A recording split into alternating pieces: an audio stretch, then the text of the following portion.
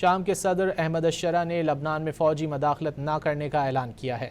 شامی صدر نے لبنان میں شامی فوجی کارروائی کی قیاس آرائیوں کو مسترد کرتے ہوئے کہا کہ ایسا کوئی منصوبہ زیر غور نہیں۔ شامی صدر نے الجزیرہ سے گفتگو کرتے ہوئے کہا کہ شام لبنان میں فوجی مداخلت نہیں کرے گا۔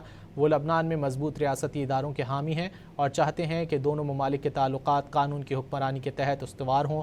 انہوں نے کہا کہ شام سرحدی سلامتی، مہاجرین اور اسلحہ و منشیات کی اسمگلنگ کی روک تھام کے لیے اقدامات جاری رکھے ہوئے ہے۔ ہم نے حزب اللہ کو بھیجے جانے والے اسلحے کی متعدد کھیپیں بھی روکیں۔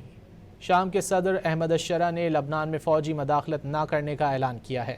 شامی صدر نے لبنان میں شامی فوجی کارروائی کی قیاس آرائیوں کو مسترد کرتے ہوئے کہا کہ ایسا کوئی منصوبہ زیر غور نہیں۔ شامی صدر نے الجزیرہ سے گفتگو کرتے ہوئے کہا کہ شام لبنان میں فوجی مداخلت نہیں کرے گا۔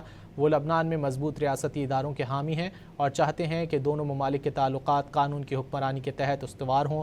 انہوں نے کہا کہ شام سرحدی سلامتی، مہاجرین اور اسلحہ و منشیات کی اسمگلنگ کی روک تھام کے لیے اقدامات جاری رکھے ہوئے ہے۔ ہم نے حزب اللہ کو بھیجے جانے والے اسلحے کی متعدد کھیپیں بھی روکیں۔